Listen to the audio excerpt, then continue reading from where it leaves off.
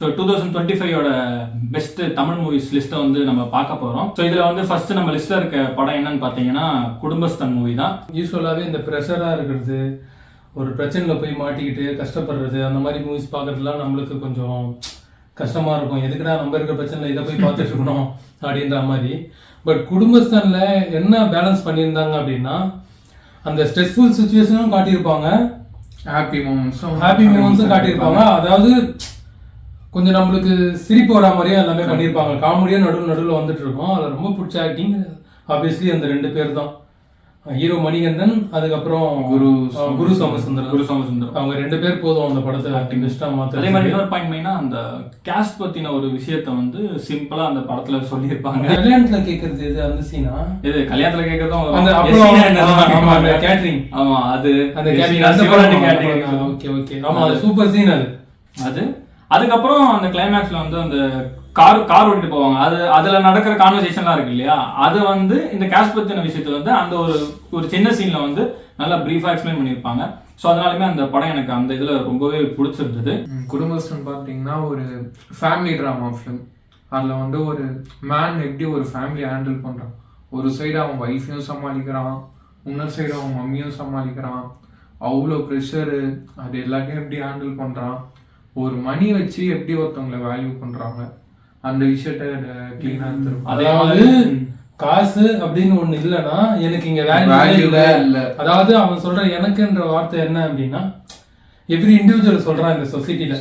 அதே மாதிரி அந்த படத்துல இன்னொரு மெயின் இது என்னன்னா, அவர் வந்து நிறைய பிசினஸ் பண்ண நிறைய ஐடியாஸ் இருக்கும் அப்படின்னு நினைப்பாரு. ஸ்டார்டிங்ல அவர் ஒரு சர்வீஸ் பண்ணிட்டு இருப்பாரு, ஒரு பிசினஸ் மாதிரி ஆக்குபேஷன்.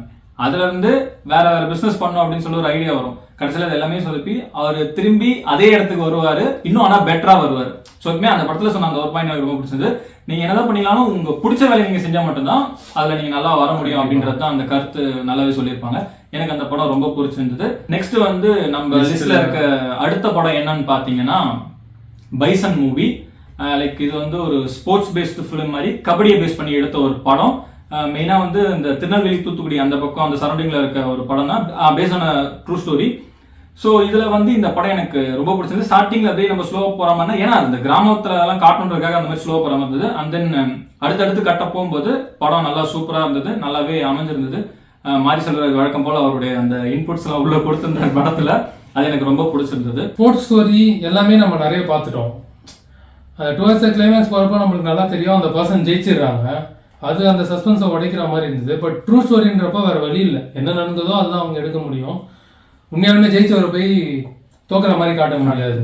அப்போ கண்டிப்பா அவர் ஜெயிக்க போறாரு அப்படின்றது தெரிஞ்சு அந்த இடத்துல தான் அவங்க நிறைய இது வச்சிருப்பாங்க. ஏன்னா இவர் அந்த கேம் விளையாட போவாரு, நிறைய தடைகளை தாண்டி வந்துகிட்டே இருப்பாரு. சோ அதுல என்னன்னா ஜெயிச்ச மாதிரி தான் காட்டணும், ஆனா அவர் ஜெயிக்கிறதுக்கே எவ்வளவு கஷ்டப்பட்டு இருக்காரு தான் பிரச்சனை. ஏன்னா நிறைய பேருக்கு அது ஈஸியா கிடைச்சிருது. அந்த படத்துல 2-3 இடத்துல டைலாக்மே வச்சிருப்பாங்க படத்துல.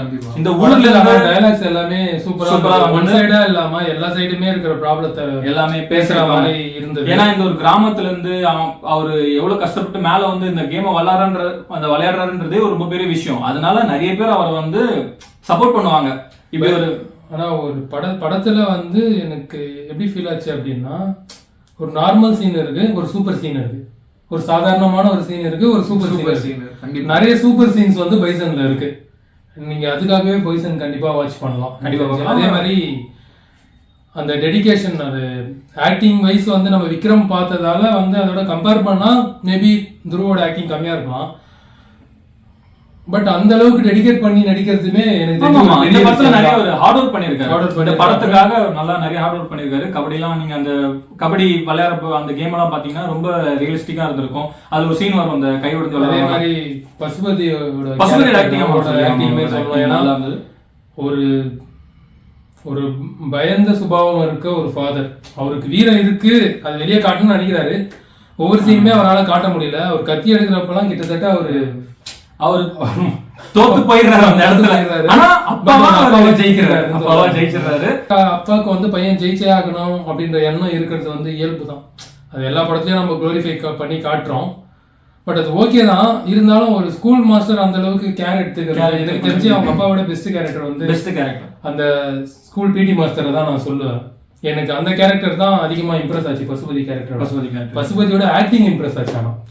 அதே மாதிரி ஏன் அதை இப்படி சொல்றாங்கன்னா, ஸ்கூல் மாஸ்டர் மெயினா அவர் கையில இருந்தது அந்த கேம். ஒன்னு ஸ்டடிஸ்ன்னு சொல்லுவாங்க, இல்ல கேம். ஸோ இதுல தான் நம்ம கான்சென்ட்ரேட் பண்ணோம்னா கண்டிப்பா நல்ல ஒரு லெவலுக்கு போகலாம் அப்படின்றது தான்.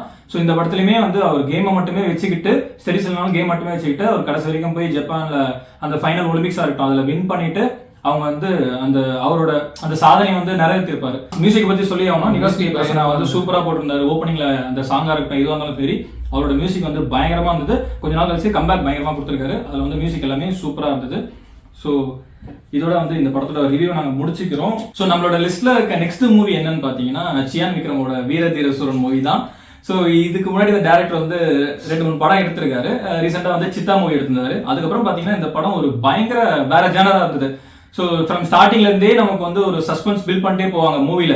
அந்த ஸ்டார்டிங் 30 மினிட்ஸ் வந்து எனக்கு ரொம்பவே படத்துல ரொம்ப பிடிச்சிருந்தது. அதே மாதிரி இப்போ கிளைமேக்ஸ்ல வந்து அதுல ஒரு பயங்கரமான விஷயம் பண்ணியிருந்தாங்க. ஒரு லாங் ஷாட், ஒரு லாங் சீன் வந்து சிங்கிள் ஷாட் ஒன்று எடுத்திருந்தாங்க. அந்த இதெல்லாம் எனக்கு ரொம்ப பிடிச்சிருந்தது. ஸோ இடையில கொஞ்சம் ஃபிளாஸ் இருந்தாலுமே பட் ஓவராலா பார்க்கும்போது it was a good movie.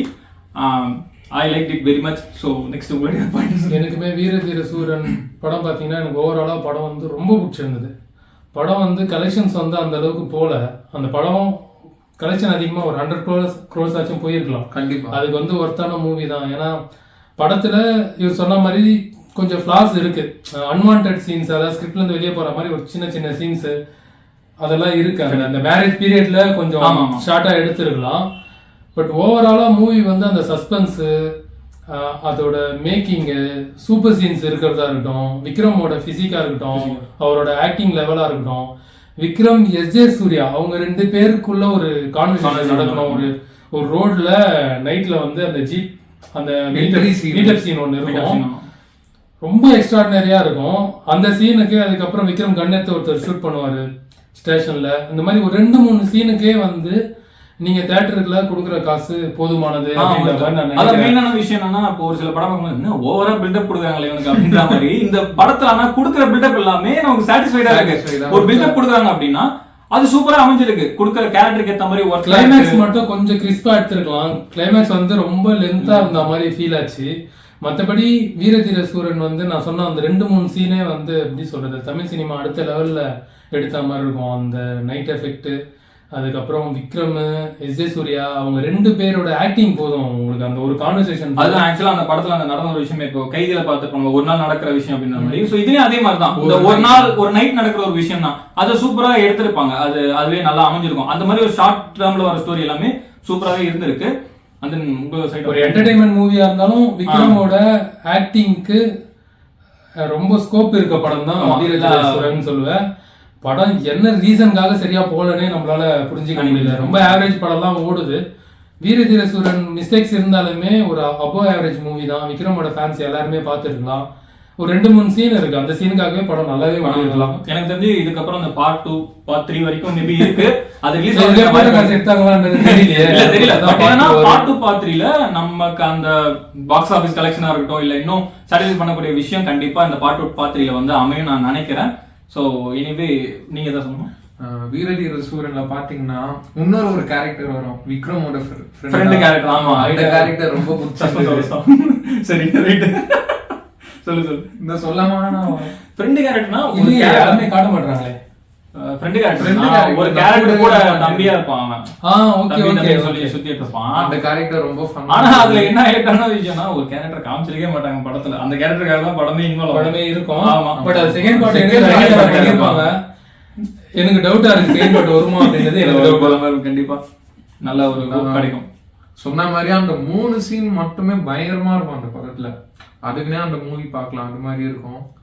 Single shot எடுத்திருப்பாங்க கிட்டத்தட்ட ஒரு 10 நிமிஷமா 15 மினிட்ஸ் மேல வரும் அந்த சீன்.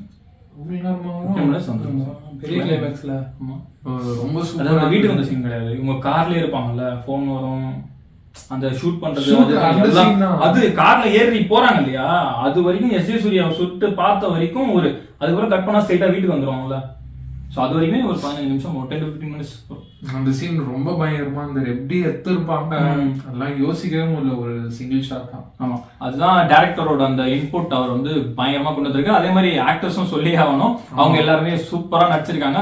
அந்த சீனை வந்து பெஸ்டா கொண்டு வந்திருக்காங்க. ஸோ இதுதான் நாங்க பார்த்த வரைக்கும் எங்களுக்கு இந்த படம் ரொம்ப பிடிச்சிருந்தது. இதுல வர எலமெண்ட்ஸ் எல்லாமே நாங்க ஷேர் பண்ணியிருக்கோம். நீங்க பார்க்கலாம், கண்டிப்பா நீங்க போய் அந்த படத்தை பாருங்க. வந்து நம்ம லிஸ்ட்ல பார்க்க போற அடுத்த மூவி என்னன்னு பாத்தீங்கன்னா டூரிஸ்ட் ஃபேமிலி. சொல்ல போது சிரிப்பு வருது, ஏன்னா அந்த படம் அந்த அளவுக்கு நல்ல ஒரு அன்எக்ஸ்பெக்டடா கொடுத்த படம். டூரிஸ்ட் ஃபேமிலியில எனக்கு ரிவ்யூ கொஞ்சம் தான் இருக்கு, அதனால அதை ஷேர் பண்ணிக்கலாம். டூரிஸ்ட் ஃபேமிலி எப்படி சொல்றதுன்னா, ஒரு நல்ல படம், நல்லவங்களுக்கான படம், நீங்களாம் நல்லவங்களா மாறணும் அப்படின்றதுக்காக எடுத்த படம். இவ்வளவுதான் சொல்லலாம் அந்த படத்துல. மற்றபடி சின்ன பையன் கேரக்டர், அதுல ஒரு நடிச்சிருப்பாரு, அவரோட கேரக்டர் நல்லா டிஃபைன் பண்ணியிருந்தாங்க, ரொம்ப நல்லா நடிச்சிருந்தாரு. நான் படத்துல இம்ப்ரெஸ் ஆனது அந்த ஒரு விஷயம். அதுக்கப்புறம் அதுல ஒரு போலீஸ் ஆஃபீஸர் கேரக்டர் காமெடியா ஒருத்தர் பண்ணியிருப்பார்ல, பக்ஸ் கேரக்டர். இந்த 2 விஷயம் தான் நான் படத்துல இம்ப்ரெஸ் ஆனது. ஓவராலா படம் எனக்கு பிடிச்சிருந்தது. டைரக்டர் வந்து ஒரு யங் ஏஜ் டைரக்டர் தான். அவர் வந்து ஆனா ஹேண்டில் பண்ண விஷயம்ன்றது வந்து இந்த இலங்கை தமிழர்கள் அந்த ஒரு விஷயம் இருக்கு இல்லையா, அவங்க இப்போ மைக்ரேட் ஆகி இங்க வரும்போது என்னென்ன ஃபேஸ் பண்ணுவாங்கன்றத அவர் தெரியும். நீங்க இதை சொல்றீங்க, ஃபேஸ்புக்ல நான் ஒரு பதிவு பார்த்தேன். தமிழர்களுக்கு சப்போர்ட் பண்ணி படம் எடுத்ததுக்கு அவ்வளவு கெட்ட வார்த்தையில அந்த படத்தையும் டைரக்டரையும் திட்டி ஃபேஸ்புக்ல பதிவு போட்டிருக்காங்க. தமிழ்நாட்டை தவிர இது எங்கேயுமே நடக்காது. இந்த மாதிரி நடக்கிறப்ப தொடர்ந்து தமிழர்களுக்கு சப்போர்ட்டான படம் எடுக்கதான் செய்யணும். அதனால அந்த டைரக்டர் வந்து நல்லாவே அந்த இது பண்ணியிருக்காரு. இவ்வளவு எங்கேஜ்ல நல்ல ஒரு விஷயத்த சொல்லியிருக்காரு. படத்துல காமெடிக்கு வந்து குறையே கிடையாது. நீங்க வந்து சிரிச்சுட்டே இருக்கலாம் படம். நமக்கு ஆனா சிரிச்சுட்டே இருக்கும்போது ஒரு எமோஷனல் சீன் வரும் இல்லையா, அதே மாதிரி அந்த இடத்துல எமோஷனல் சீன்லயும் நீங்க பயங்கரமா கனெக்ட் ஆயிருப்பீங்க. சோ இதுல வந்து எந்த இடத்துலயுமே கெட்டவங்க அப்படின்னு காமிச்சிருக்க மாட்டாங்க. எல்லாருமே வந்து நல்லவங்க தான், எல்லா மனசும் நல்ல மனசாக தான் இருக்கு. ஆனா நம்ம தான் அதுல ரொம்ப பிடிச்ச பாசிட்டிவிட்டி விஷயத்த சொல்லியிருக்காங்க. அதனால எனக்கு அந்த படம் ரொம்பவே பிடிச்சிருந்தது. ஸ்டோரி லைன் ரொம்ப பிடிச்சிருந்தது. ஒருத்தன் நல்லவனா இருக்கிறது வந்து அவ்வளவு ஈஸி இல்ல. ஸ்டார்டிங் இருப்பான், ஒரு 2-3 விஷயம் போடும் ஒருத்தனை மாற்றுறதுக்கு. அப்படியுமே அவரு அப்படியுமே அந்த ஹீரோ சேஞ்ச் ஆக மாட்டாரு, தொடர்ந்து நல்லது பண்ணிக்கிட்டே இருப்பாரு. கடைசியில எல்லாருமே சேர்ந்து அவர் ஒரு நல்லது பண்ணுவாங்க. நல்ல படம், கண்டிப்பா எல்லாருமே பார்க்கலாம். கண்டிப்பா அந்த படத்தை பாருங்க. இந்த லிஸ்ட்ல வந்து அடுத்து நம்ம பார்க்க போற மூவி என்னன்னு பாத்தீங்கன்னா விஜயன்றோட மூவி. ஆக்சுவலி 2 மூவி இருக்கு. ஸோ ஃபர்ஸ்ட் வந்து மார்கன் படத்தோட ரிவ்யூ தான் நம்ம பார்க்க போறோம். சொல்லுங்க, மார்கன் படத்தோட உங்களோட ரிவ்யூ. மார்கன் பார்த்தீங்க அப்படின்னா ரொம்ப அன்எக்ஸ்பெக்டட். நடுவில் விஜய் ஆண்டனி தொடர்ந்து கொஞ்சம் பிலோ ஆவரேஜ் மூவியா நடிச்சுட்டே தொடர்ந்து வந்துட்டே இருந்தாரு. ஸோ அதனால தான் மார்கன் பெரிய அளவில் ரீச் ஆகலன்னு நினைக்கிறேன். மற்றபடி மார்கன் வந்து ஒரு எக்ஸ்ட்ரானரி மூவி, ஒரு டிஃப்ரெண்ட் கான்செப்ட், ரொம்ப டிஃப்ரெண்டான கான்செப்ட். சைக்காலஜிக்கலா ஒருத்தங்க எப்படி கெட்டவங்களா மாறுறாங்க அப்படின்னு வச்சு இன்னைக்கு டெக்னாலஜி எவ்வளோ தூரம் முன்னேறி இருக்கு. அதாவது எந்த மாதிரி டெக்னாலஜி நான் சொல்றது வந்து கெமிக்கல் பேஸ்டு, அதாவது ட்ரக்கு இதெல்லாம் யூஸ் பண்ணி கிரைம் எப்படி நடக்குது, எப்படி பண்ண முடியும் அப்படின்ற மாதிரி விஷயத்த காட்டியிருந்தாங்க. மார்கன்லயுமே வந்து கிளைமேக்ஸ் வந்து இப்படி இந்த அளவுக்கு வருமா, இவ்வளோ டிஃப்ரெண்டாக இருக்குமா, நம்ம எக்ஸ்பெக்டே பண்ணியிருக்க மாட்டோம். இவங்க தான் இந்த தப்பு பண்ணியிருப்பாங்க, இவங்க தான் இந்த கிரைம் பண்ணியிருப்பாங்கன்னு கொஞ்சம் கூட நம்ம எக்ஸ்பெக்ட் பண்ணியிருக்க மாட்டோம். ஃபர்ஸ்ட் சீன்லேருந்தே ஒவ்வொருத்தர் மேலேயும் டவுட் வர மாதிரி எடுத்துகிட்டு போயிட்டு இருப்பாங்க. சஸ்பென்ஸ் த்ரில்லருக்கு வந்து எப்பயுமே அதுதான் ரொம்ப இம்பார்ட்டன்ட்டு. மார்கனில் ஒரே ஒரு மிஸ்டேக் மட்டும்தான் இருக்குது. ஆஸ் யூஸ்வல் வந்து ஒரு போலீஸ் ஆஃபீஸர் ரிட்டையர்ட் ஆகிருப்பாரு, அவர் ஒரு சோகமான ஃப்ளாஷ்பேக் இருக்கும். அவர் வந்து குடிச்சிட்டு இருப்பாரு, அவருக்கு ஃபோன் பண்ணி ஒருத்தங்க நீங்கள் வந்தால் தான் கண்டுபிடிக்க முடியும்னு கூப்பிடுவாங்க. மோசமான ஒரு, அதாவது பல படத்துல வந்த ஒரு சீனு. அந்த சீன் வைக்காம இருந்ததாலே எனக்கு தெரிஞ்சு மார்கன் இன்னுமே பெட்டரா தான் இருந்திருக்கும். மற்றபடி மார்கன்ல எல்லாமே எனக்கு ரொம்ப பிடிச்சிருந்தது. Must watch movie Morgan. Morgan பாத்தீங்கன்னா ஷாக் ஆவீங்க. லோ பட்ஜெட்ல ஒரு மிகச்சிறந்த படம். மார்கன்ல இன்னொரு கேரக்டர் நடிச்சிருப்பாரு, ஸ்விம்மரா ஒரு கேரக்டர் நடிச்சிருப்பாரு, எக்ஸ்ட்ராடனரியா பண்ணியிருந்தாரு. இன்னும் சொல்ல போனா விஜய் ஆண்டனியோட ஆக்டிங்கை விட இந்த படத்துல வந்து அவரோட ஆக்டிங் வந்து பெஸ்டா இருக்கும். அவரோட ரோலை சூப்பரா டிஃபைன் பண்ணியிருப்பாங்க. சூப்பரா இருக்கும் மார்கன், நீங்க தாராளமா பார்க்கலாம். மார்கன் பொறுத்த வரைக்கும் அது என்ன ஜானர்னு சொல்ல முடியாது. ஒரு கிரைம், த்ரில்லர், மிஸ்ட்ரி, டிராமா எல்லாமே அதுக்குள்ள வரும். ட்விஸ்ட் வந்து ப்ரெடிக்டே பண்ண முடியாது, வாய்ப்பே கிடையாது. அது மாதிரி ஒரு ட்விஸ்ட் வச்சிருப்பாங்க. சூப்பரா இருந்தது, கண்டிப்பா எல்லாருமே பார்க்கணும். ஸோ எல்லாமே நீங்க ட்விஸ்ட் எதிர்பார்க்க நிறைய படத்துல இருக்குன்னு நினைச்சீங்கன்னா கண்டிப்பா நீங்க இந்த படத்தை மறக்காம போய் பார்க்கலாம். ஸோ நம்மளோட லிஸ்ட்ல இருக்கக்கூடிய அடுத்த விஜய் ஆண்டனி மூவி என்னன்னு பாத்தீங்கன்னா சக்தி திருமகன். இது வந்து ஒரு ஆண்டனிக்கு பெஸ்ட் இயர்னு நினைக்கிறேன். பெஸ்ட் இயர் நினைக்கிறேன். ஆமா, இந்த வருஷத்துலயே வந்து நல்ல படம் கொடுத்துட்டாரு. ஆனா அது பாக்ஸ் ஆபீஸ் கலெக்ஷன் வைஸ் வந்து பெஸ்டா அமைஞ்சதுன்னு தெரியல. இல்ல மார்கன் ப்ராஃபிட் எடுத்திருக்காங்க. சக்தி திருமகன் கன்ஃபார்மா ப்ராஃபிட் எடுத்திருப்பாங்க. நல்லா ஓடுச்சு. பட் ஆனா அந்த அளவுக்கு நம்ம எதிர்பார்த்த அளவுக்கு ரீச் இருந்திருக்கணும். பட் ஆனா இந்த 2025 வந்து ஒரு பொலிட்டிக்கல் ஜானர் ஃபிலிம் தான் வந்து இதுல வந்து ஒரு இந்தியன் பாலிடிக்ஸை பத்தி பேசியிருப்பாங்க சக்தி திருமகன்ல. அது எப்படி சொல்லணும்னா இதை சிம்பிளாவும் டிஃபைன் பண்ணல. என்ன பொறுத்த வரைக்கும் என்ன ஆகுதுன்னா, இப்போ படம் வந்து ஒரு கம்மி டியூரேஷன்ல எடுத்த மாதிரி இருக்கு. ஏன்னா 2.5 ஹவர்ஸ்ல டேரக்டர் சொல்ல வேண்டிய விஷயத்த வந்து அதுலயே சொல்லிடணும்னு நினைச்சிட்டாரோ என்னமோ தோணுச்சு. ஏன்னா கிளைமேக்ஸ்ல தான் அவங்க படத்தோடைய அந்த மொத்த இன்புட்டையும் கொடுத்துருப்பாங்க. என்னென்ன நடக்குது, எப்படி இந்த விஷயம்லாம் இயங்குது பேக்ரவுண்ட்ல இருந்து அப்படின்ற மாதிரி மொத்த விஷயத்தையும் கொடுத்துருப்பாங்க. அது இன்னும் கொஞ்சம் டியூரேஷன் எடுத்தோ இல்லை இன்னும் ஸ்டார்டிங்ல இருந்தே அதை சொல்லியிருந்தா இன்னும் சூப்பரா அமைஞ்சிருக்கும். ஆனா இப்போ வரைக்குமே நான் ரொம்பலாம் ப்ளோவா சொல்ல மாட்டேன். பெஸ்ட் ஃபிலிம் அது. பயங்கர ஒரு கிரேட் பொலிட்டிக்கல் ஃபிலிம். எல்லாருமே பார்க்கணும். எல்லாருமே பொலிட்டிஷியன் தான். எல்லாருமே அந்த படத்தை பார்க்கணும். நீங்க சொல்லுங்க. சக்தி திருமகன் பொறுத்த வரைக்கும் எனக்கு திருப்பி ரொம்ப நாள் கழிச்சு ஜென்டில்மேன் பார்த்த ஒரு எஃபெக்ட் கிடைச்சது. தமிழ் சினிமாவில் ரொம்ப ஃபேவரட் மூவியில் ஜென்டில்மேனும் ஒன்று. இங்கே நடக்கிற அந்த பொலிட்டிக்கல் ப்ராப்ளம்ஸ், அதாவது மிஸ்டேக்ஸ், தவறுகளை வந்து சொல்கிற படங்கள் வந்து குறைவாக இருக்கும்.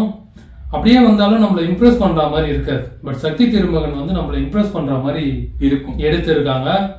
எல்லா சீனுமே சுவாரஸ்யமாக இருக்குது. ஒரு பொலிட்டிக்கல் புரோக்கர் எப்படி இருப்பாங்க, அவங்களோட பவர் என்ன, ஒரு பொலிட்டிஷியனை விட பொலிட்டிக்கல் புரோக்கருக்கு எவ்வளவு தூரம் பாலிடிக்ஸ் தெரியும், அதான் அப்படின்றத சொல்லுவாங்க ஒரு அப்படின்றத சக்தி திருமகன்லாம் காட்டியிருக்காங்க. சைலண்டா இந்த மாதிரி பொலிட்டிக்கல் புரோக்கர்ஸ் வந்து எவ்வளவு தூரம் ஏர்ன் பண்ண முடியும் அப்படின்றதையுமே இங்க அந்த படத்துல காட்டியிருக்காங்க. கண்டிப்பா. ஏன்னா நம்ம இந்த விஜய் ஆண்டனியோட ஆக்டிங் வந்து இந்த படத்துல எனக்கு ரொம்ப பிடிச்சிருந்தது. இதுல அவருக்கு செட் ஆயிடுச்சு. அதுல இந்த படத்தோட கேஸ்டிங் எல்லாருமே பர்ஃபெக்டா போட்டிருந்த மாதிரி ஒரு ஃபீல் வந்தது எனக்கு. இந்த சீன் அந்த சீன் சொல்ல முடியாது, எல்லா சீனுமே நல்லா எடுத்திருந்தாங்க அப்படின்னு தான் சொல்ல முடியும். நாங்க யாரையும் குறிப்பிட்டு சொல்லலாம். எல்லா சீனுமே நல்லா எடுத்திருந்தாங்கன்னு தான் சொல்ல முடியும். நீங்க பாருங்க, படம் பாருங்க. எனக்கு எந்த சீனுமே போர் அடிக்கல படத்துல. என்ன ஒரு ப்ராப்ளம் அப்படின்னா, பார்ட் 1 பார்ட் 2 எடுக்கக்கூடிய படம் தான் சக்தி திருமகன். அதுல ஒரே படத்துல எல்லா ஆசிரியரையுமே சொல்லணும்னு சொல்லிட்டு ஒரு 75% தான் அவரால சொல்ல முடிஞ்சது. இன்னும் சொல்றதுக்கு அவர்கிட்டயே நிறைய விஷயம் இருக்கு. ஆமா, அதுதான் மிஸ் பண்றோம். சக்தி திருமகன் பார்ட் 2 வந்தா பெட்டரா இருக்கும் அப்படிங்கிற மாதிரி ஃபீல் ஆகுது. அவ்வளவு பிடிச்சிருந்தது. தமிழ் சினிமால அந்த பார்ட் 2 வந்து பெருசா போக மாட்டேங்கிறதுனால இந்த படத்துக்கு பார்ட் 2 வரலாம். சக்தி திருமகன் தாராளமா பார்ட் 2 வரலாம். ஏன்னா லாஸ்டா அந்த பையன் பையன் உயிரோட இருக்க மாதிரி தான் காட்டுறாங்க. விஜய் ஆண்டனி கூட சாவற மாதிரி காட்டியிருக்க வேணாம். எப்ப பாரு நல்லது செய்யறவனா சாவற மாதிரி காட்டுறது, நாளைக்கு யாருமே நல்லது செய்ய வரமாட்டாங்க. ஸோ இது வந்து நீங்க பார்த்த பொலிட்டிக்கல் ஃபிலிம் இல்லாம இது வந்து உங்களை வந்து வேற ஒரு பெர்ஸ்பெக்டிவ்ல வந்து யோசிக்க இருக்கும். ஸோ அதனால இந்த ஃபிலிமை நீங்க கண்டிப்பா எல்லாருமே பார்க்கணும். நீங்க இதை சொல்லணும். இந்த மூவி டைரக்டர் பத்தி சொல்லணும். ஆமா, டைரக்டர் வந்து ஃப்ரெண்டா உங்களுக்கு இல்ல நேரா ஃபோன் பண்ணி பேசலாம். ரிவ்யூ போடலாமா? இவர் ஃபர்ஸ்ட் மூவியா அருவி பண்ணிருக்காரு. அருவியுமே ஒரு அருவி டைரக்டர். ரெண்டாவது மூவியும் ஒரு பயங்கரமான மூவி வாழ். அந்த படம் சூப்பரா அவுட் ஆஃப் தி பாக்ஸ் அவர் திங்க் பண்றாரு. ஆமா, கண்டிப்பா. அவர் தமிழ் சினிமால நேம் வந்து அருண் பிரபு நினைக்கிறேன். சோ தமிழ் சினிமால வந்து ஒரு மிகப்பெரிய ஒரு மிக பயங்கரமா ஒரு ஜீனியஸான டைரக்டர் நம்ம சொல்லலாம். ஒரு சில டைரக்டர்ஸ் சொல்லுவோம், அந்த மாதிரி இவரும் ஒரு ஜீனியஸான டைரக்டர். சூஸ் பண்ற கதையா நல்லா இருக்குமா? நல்லா பார்த்துட்டு ரிவ்யூ போடலாம். அதே மாதிரி அவர் சூஸ் பண்ண அதிகமா ஃபிலிம் எடுக்கணும். வருஷத்துக்கு ஒரு ஃபிலிம் எடுக்கணும் அப்படின்னு கிடையாது. 2-3 வருஷம் ஆனாலும் சரி, பொறுமையா வெயிட் பண்ணி அவருக்கான அந்த கரெக்ட் பாயிண்ட் என்ன சொல்லணுமோ இல்லை கருத்து என்ன சொல்லணுமோ படத்துல ஒரு சூப்பரா சொல்றாரு. 3 படமே வேற வேற ஜேனல்ல இருந்திருக்கும், எல்லாமே சூப்பரா இருந்திருக்கும். கண்டிப்பா நீங்க யாரும் பார்க்கலாம். கண்டிப்பா அந்த ஃபிலிமை போய் பாருங்க. உங்களுக்கு ஒரு நல்ல ஒரு இந்த பொலிட்டிக்கல் ஐடியா கிடைக்கும். என்ன நம்மளை சுத்தி என்ன நடக்குதுன்றது கண்டிப்பா நீங்க தெரிஞ்சுப்பீங்க. டைரக்டர் பத்தி இவரே சொல்லிட்டாரு, திருப்பி நீங்க டைரக்டர் வேணா நெக்ஸ்ட் மூவி. சரி, ஓகே. டிராகனா ஓகே. அடுத்து நம்ம லிஸ்ட்ல இருக்க மூவி யாரும் எதிர்பார்த்துக்க மாட்டீங்க. ஏன்னா இருக்கு பாதி பேர் சண்டைக்கு வருவாங்கல்ல. டியூடுன்னு சொல்லிடுவாங்க. டியூடு நல்ல ஒரு கருத்துள்ள படம் அது. அதே ஆணவ கொலையை பத்தி டியூட்லாம் கிடையாது. டியூட் கிடையாது. அதே வந்து சரி, இப்ப நம்ம அடுத்த லிஸ்ட்ல வந்து என்ன மூவி பார்க்க போறோம்னா நம்மளுடைய இப்போ வந்து ரீசெண்ட் டைம்ல வந்து ரஜினி சாரே வந்து இவர மாதிரி பண்ணிட்டு இருக்காரு அப்படின்னு சொல்றாங்க. அந்த அளவுக்கு ஒரு ஃபெமிலியா இருக்காரு அவரோட ஸ்டைல். நாங்கெல்லாம் வாய் கோணையா வச்சு பேசக்கூடாது, பேசக்கூடாதா அப்படின்ற மாதிரி. ஸோ சிம்பிளா சொல்லணும்னா டிராகன் படத்தோட ஷார்ட் ரிவ்யூ தான். இவங்கெல்லாம் வாயை கோணையா வச்சு பேசுறதால உண்மையாலுமே வாய் கோணையா இருக்கவங்களாம் ஒரு பிரச்சனையா போயிட்டு. எனக்கு என்ன பிரச்சனை, இப்போ படையப்பா படம் பார்த்துட்டு எல்லாம் யாருனே தெரியல தம்பி, பிரதீப் ரங்கநாதன் மாதிரியே பண்ணிட்டு இருக்காரு. படத்துல வாய் ஸ்டைலா பண்றாரு, பிரதீப் போனாரு, அங்க போறாரு, இங்க போறாரு, யாருமே எனக்கு தெரிஞ்சு பிரதீப் ரங்கநாதன் நல்லா தான் இருக்கு அந்த ஸ்டைலு. ஆமா, ஒரு ஸ்டெப் தாண்டி தான் இருக்கு. அவருக்குன்னு ஒரு தனி ஃபேன் பேஸ் வச்சிருக்காரு. அவருக்குன்னு ஒரு தனி நடுவுல வந்து சண்டை போடுறது யாருன்னா தனுஷ் அவர்கள் மட்டும் தான். தனுஷ் தான் சண்டை போட்டு இருக்காரு. காம்படிஷனே வந்து ரஜினிகாந்துக்கும் பிரதீப் ரங்கநாதனுக்கும் நடுவுல வந்து தனுஷ், சிவகார்த்திகேயன் இவங்க இந்த மாதிரி சின்ன சின்ன ஸ்டார்ஸ் எல்லாம் வந்து ஃபைட் பண்ணிட்டு இருக்காங்க. அவங்க தயவுசெய்து தள்ளி போயிடுங்க. இதுல இந்த இது போட்டியில நீங்க காம்படிஷன் அவங்க 2 பேருக்கு தான். எனக்கு தெரிஞ்சு விஜயே பாலிடிக்ஸ் போனதுக்கு ரீசன் வந்து பிஆரா தான் இருக்கு. பிஆரா தான் இருக்கலாம். மேபி 5 வருஷத்துல முதல்வர் வேட்பாளரா பிரதீப் ரங்கநாதன் கூட அறிவிக்கலாம். இது ஓகேவா? எடிட் பண்ண வேண்டியது. சரி, நம்ம லிஸ்ட்ல அடுத்து பார்க்க மூவி என்னன்னு பாத்தீங்கன்னா டிராகன். சோ இந்த மூவி பேசிக்கா என்னன்னு சொன்னா ஒரு காமெடி என்டர்டைன்மெண்ட் ஃபிலிம் அப்படின்னே வச்சுக்கலாம். இதுல வந்து நல்ல ஒரு கருத்தை வந்து டைரக்டர் வச்சிருப்பாரு. இதுக்கு முன்னாடி அந்த டைரக்டர் வந்து ஒரு லோ பேஸ் ஃபிலிம் ஒன்று எடுத்திருந்தாரு. ஆனா இந்த படத்துல அவர் சொன்ன கருத்து வந்து ரொம்பவே எல்லாருக்குமே ஏற்கக்கூடிய ஒரு கருத்தா தான் இருக்கும். அது மாதிரி ஆனா எல்லாருமே நடந்துக்கணும். ஸோ ஒரு உண்மைக்கு புறம்பா யாரும் நடக்கக்கூடாது, அந்த உண்மையா தான் இருக்கணும் அப்படின்றத வந்து படத்துல நல்லா சொல்லியிருப்பாரு. ஸோ தப்பு பண்ணா யாரா இருந்தாலும் என்னைக்கா ஒரு நாள் கண்டிப்பா மாட்டுவாங்க, மாட்டி தான் ஆகணும் அப்படின்ற ஒரு விஷயத்த அவர் படத்துல சொல்லியிருப்பாரு. ஸோ உங்களுக்கு எதா கருத்து சொல்லணும்? டிராகன் வந்து படம் ட்ரெய்லர் வரப்ப எனக்கு பிடிக்கல. இவர் தான் படத்துக்கு டிக்கெட் புக் பண்ணாரு. நான் திட்டிகிட்டே தான் போனேன் அவர் கூட. ஏன்னா இந்த மாதிரி ஜானர்லாம் இப்போ அதிகமா பார்க்கறதுல பெருசாக பிடிக்கிறது இல்லை, கமர்ஷியல். பட் படம் பார்த்துட்டு என்டர்டைன்மெண்ட் பயங்கரமா இருந்தது. படம் பார்த்துட்டு இம்ப்ரெஸ் தான் ஆனேன் நான். படம் இவ்வளோ சூப்பராக எடுத்திருக்காங்க அப்படின்னு சொல்லிட்டு. டிராகன் பார்த்துட்டு என்ன நம்ம தெரிஞ்சுக்கணும் அப்படின்னா கான்ஃபிடென்ட். பிரதீப் ரங்கநாதனுக்கு ஆக்டிங்ல இருக்க கான்ஃபிடென்ட் ஒன்று எனக்கு ரொம்ப பிடிச்சிருந்தது. இன்னொன்று என்னன்னா அந்த கேரக்டர் படத்துள்ள போனாலும் அந்த கேரக்டருக்கு ஒரு கான்ஃபிடென்ட் இருக்கும்ல, எந்த சுச்சுவேஷனையும் சமாளிக்கக்கூடிய ஒரு கான்ஃபிடென்ட். உங்களுக்கு எவ்வளோ திறமை இருக்குன்றது முக்கியம் இல்லை. லோ கான்ஃபிடென்ட்டு வச்சுட்டு திறமை வச்சுட்டு ஒன்றுமே பண்ண முடியாது. ஆனால் செல்ஃப் கான்ஃபிடென்ஸ் அதிகமாக இருந்தது அப்படின்னா இருக்கிற திறமை வச்சுட்டு ஒரு கலர் கலைக்கலாம் அப்படின்றது தான் டிராகன் படம். ஸோ எனக்கு தெரிஞ்சு டிராகன் வந்து ஒரு மோட்டிவேஷனல் மூவின்னு தான் நான் சொல்லுவேன். டிராகன்ல ஒரு செக்மெண்ட் மட்டும் தான் எனக்கு போர் அடிச்சது. பிரதீப் ரங்கநாதனும் கயடு லோகரும் லவ் பண்றதுல வந்து 1 2 3ன்னு சொல்லிட்டு 1 2 3 போட்டு கணக்கு காட்டிட்டு இருப்பாங்க. அந்த செக்மெண்ட் கொஞ்சம் போரிங்கா இருந்தது. மீதி எல்லாமே டிராகன்ல வந்து என்டர்டைன்மெண்டா இருந்தது. ப்ரொடியூசர் ஒருத்தர் நடிச்சிருந்தாரு, அவர் சூப்பரா நடிச்சிருந்தாரு. அன்எக்ஸ்பெக்டட் அவரோட ஆக்டிங். அதுல மிஸ்கின் எக்ஸ்ட்ராடனரியா பண்ணியிருந்தாரு. படத்துல வாழ்ந்திருக்காரு. ஆமா, படத்துல வாழ்ந்திருக்காரு, நடிச்சிருக்கான்னு சொல்ல முடியாது. ஏன்னா அவரோட கேரக்டர் அப்பா கேரக்டரும் நல்லா பண்ணியிருந்தாங்க, அம்மா கேரக்டரும் நல்லா பண்ணியிருந்தாங்க. கௌதம் வாசுதேவனுக்கு கரெக்டான ரோல் கொடுத்துருக்காங்க எனக்கு தெரிஞ்சு. விஜய் சித்து, நம்ம அர்ஷத் கான் குட்டி டிராகன் படத்துல வந்திருப்பாரு. அவருமே என்ட்ரி அப்போ லைட்டா ஒரு மாதிரி இருந்தது. அர்ஷத் போக போக கலக்கிட்டார், பயங்கரமா இருந்தது. விஜய் சித்து கேரக்டர், எல்லாரோட கேரக்டரும் அதுல அது என்ன, அதாவது கேமியோ பண்ணிருப்பாரு. யாரு டைரக்டர், அதுவுமே எக்ஸ்ட்ரா நிறைய இருந்தது. அவர் மாட்டிக்கிறதும் சூப்பரா இருந்தது. ரொம்ப என்ஜாயபிளான மூவி டிராகன். டிராகன் மாதிரி மூவிஸை வந்து ஒரு என்டர்டைன்மெண்ட் மூவி அப்படின்னு சொன்னா அதை நம்மளால அக்செப்ட் பண்ணிக்க முடியும். என்டர்டைன்மெண்ட் மூவி பிளஸ் உள்ள மெசேஜ் வச்சிருக்காங்க, நல்ல ஒரு மெசேஜ் வச்சிருக்காங்க. ஆமா, உண்மையான மெசேஜ் இருக்கு. அந்த மெசேஜை தாண்டி கொஞ்சம் மசாலா இருக்கு. பட் ஏன் அது ரீச் ஆச்சுன்னா அந்த மெசேஜ்லாம் தாண்டி அது ஒரு மோட்டிவேஷனல் ஸ்டோரியா நம்ம பார்க்கலாம். Okay ma'am. இன்னொரு விஷயம் என்னன்னு பாத்தீங்கன்னா டிராகன்ல வந்து டீப் சைக்காலஜி இருக்கு. ஓகே, ஸ்டார்டிங்ல வந்து இவன் நிறைய தப்பு பண்ணுவான். காலேஜ்ல ஒரு ரவுடி மாதிரி சுத்துறது, கல்ச்சரல் அடிக்கிறது. ஆக்சுவலா இதுல ஒரு விஷயம் சொல்லணும். இது வந்து காலேஜ் ஸ்டோரியை பொறுத்த வரைக்கும் இது நிறைய பேரோட காலேஜ் ஸ்டோரியோட வந்து ரொம்ப கனெக்ட் ஆகும். இது நிறைய பேர் லைஃப்ல நடந்திருக்கும். ஃபுல்லா நிறைய பேரோட வாழ்க்கையில நடந்திருக்கும். எங்களுக்கே பர்சனலா இந்த மாதிரி ஸ்டோரிஸ் நிறைய தெரியும். அதை பாக்குறப்ப எனக்கு ரொம்ப கனெக்ட் ஆன மாதிரி இருந்தது. படம் எனக்கு ரொம்ப பிடிச்சதுக்கான காரணமும் அதுதான். ஓகே, இந்த விஷயம் இவன் பண்ணுவான். அந்த விஷயமே அந்த குட்டி டிராகன்ன்ற கேரக்டர் பண்ணோம். அப்பனா இவனுக்கு தெரியும், ஓகே நம்ம எப்படி தப்பா இம்ப்ரெஸ் ஆகுறாங்க, நம்ம எவ்வளவு கேவலமா இருந்திருக்கோம். இப்போ சில பேரை பாக்குறப்போ ஒரு 15 இயர்ஸ் முன்னாடி இந்த ஒன் சைடு கம்பல் போட்டு சுத்துறது, இந்த செயின் போட்டு நடுவில் பெரிய டாலர் இருக்கும் அது போட்டு சுத்துறது, எல்லோ கலர்ல பியூமா ஷூ போட்டு சுத்துறது இதெல்லாம் பண்றப்ப வீட்டுல திட்டுவாங்க. முடி ஃபுல்லா முகம் ஃபுல்லா தெரியாத மாதிரி விட்டுட்டு இருக்கப்பலாம் வீட்டுல வந்து திட்டுவாங்க. இல்ல நல்லாவே இல்லைன்னு எல்லாருமே சொல்லுவாங்க, நல்லா இல்லைன்னு சொல்லிட்டு. நம்ம கண்ணுக்கு மட்டும் அது நல்லா இருக்க மாதிரியே தெரியும். இப்ப இவனுங்களை பாக்குறப்பதான் வந்து எவ்வளவு முட்டாள்தனமா இருந்திருக்கும் அப்படின்றது தெரியுது. இது வந்து பிசிக்கல் அப்பியரன்ஸை வச்சு சொல்றோம். கேரக்டர் வைஸும் இப்படிதான். அந்த காலேஜ் லைஃப்ல பொறுத்த வரைக்கும், அந்த ஏஜ்ல பொறுத்த வரைக்கும் எப்படி பிஹேவ் பண்ணணும்னு நம்மளுக்கு தெரியாது. கெத்துன்னு நினைச்சிட்டு ரூடாவே எல்லார்ட்டையுமே பிஹேவ் பண்ணிட்டு இருப்போம் நம்ம.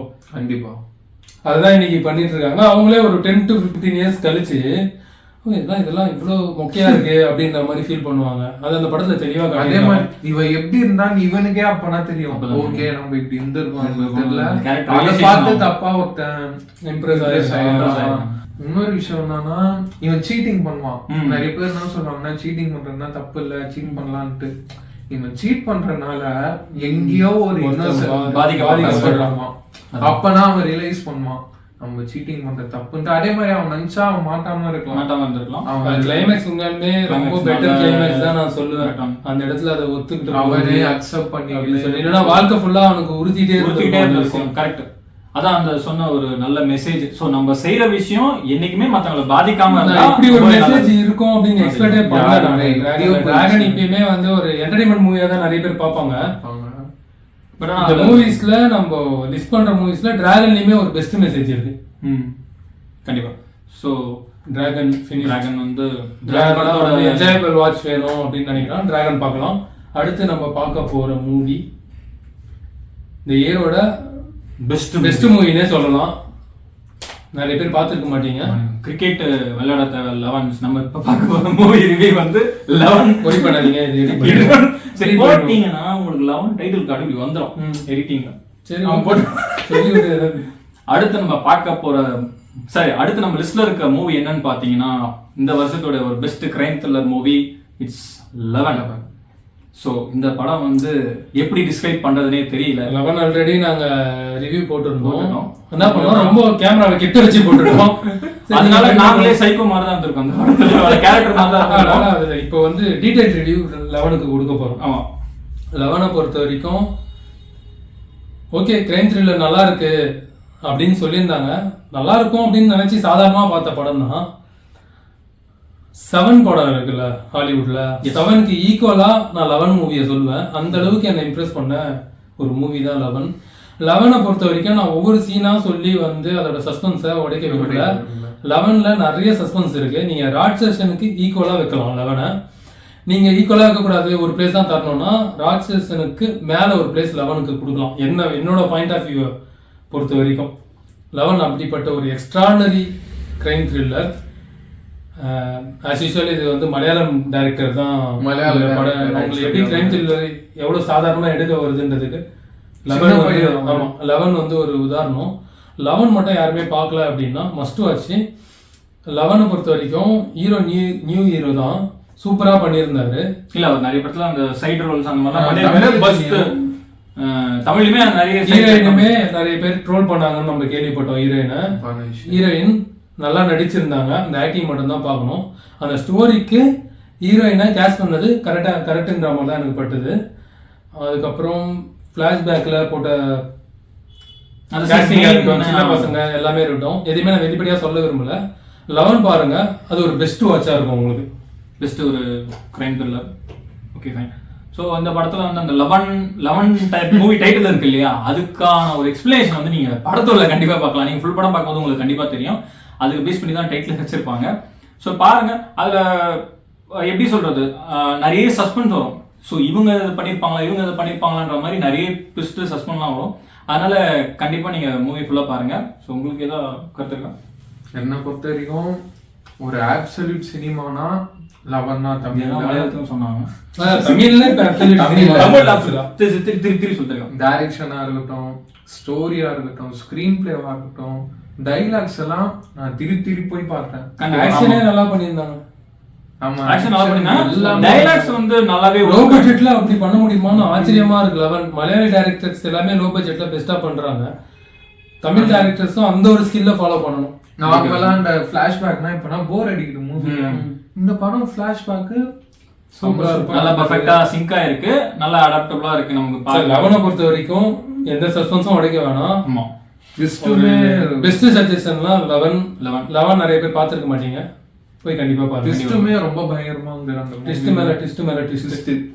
ஆனா அது எல்லாமே சாட்டிஸ்ஃபை ஆகும். எஸ் பா என்ன ட்விஸ்ட்பா அப்படி இருக்கும். ஸோ இந்த கொடுத்த பில்டப்புக்கு லெவல் ஒர்த்தா இருக்கும். என்ன பொறுத்த வரைக்கும் ஒரே ஒரு குறைனா, இது பெருசா தியேட்டர்ல யாருமே செலிப்ரேட் பண்ணல இந்த மூவி. எஸ், இந்த மூவி இன்னும் செலிப்ரேட் பண்ணிக்கலாம். ஸோ ராட்சசனோ பார்த்தாரு. ஸோ என்னன்னா ராட்சசனோ போர் தொழிலோ கொடுத்த ஒரு வரவேற்பை இந்த படத்துக்கும் கொடுத்துருக்கணும். பட் நிறைய பேர் வந்து தேட்டர்ல பாத்தீங்கன்னா மிஸ் ஆயிருக்கு. ஹீரோ புதுசா இருக்காரு அப்படின்றதுனாலயா அப்படின்லாம் யோசிச்சிருப்பாங்க. ஏன்னா அதுக்கு முன்னாடி அந்த சொன்ன 2 படத்துலயுமே வந்து கேஸ்டிங் நல்லா தான் பண்ணிருக்காங்க. ஸோ இதுல வந்து ஹீரோ புதுமுகம் அப்படின்றனால நிறைய பேர் பார்க்கலையோ. ஆனா இது 2த்துக்குமே சலிச்சது இல்லை. ஸோ பெஸ்ட் ஃபிலிம் தான் 11 இந்த வருஷத்தோட வந்து ஒரு பெஸ்ட் ஃபிலிம். அதே மாதிரி எங்க லிஸ்ட்லயும் டாப்ல இருக்கு. இன்கேஸ் நாங்க ஏதாவது மூவி விட்டுருந்தாலும் நீங்க கண்டிப்பா கமெண்ட் செக்ஷன்ல உங்களோட பெஸ்ட் மூவிஸ் 2025 பெஸ்ட் மூவிஸ் இந்த படங்கள் ஏதாவது நீங்க பார்த்திருந்தாலும் உங்களோட பாயிண்ட் ஆஃப் வியூவை நீங்க சொல்லலாம். கண்டிப்பா சொல்லலாம், கமெண்ட்ஸ்ல சொல்லலாம். ஸோ இதோட வந்து எங்க review Tamil movie best Tamil movies 2025 review நாங்க முடிச்சுக்கிறோம். அடுத்த வீடியோல சந்திப்போம். நன்றி, வணக்கம்.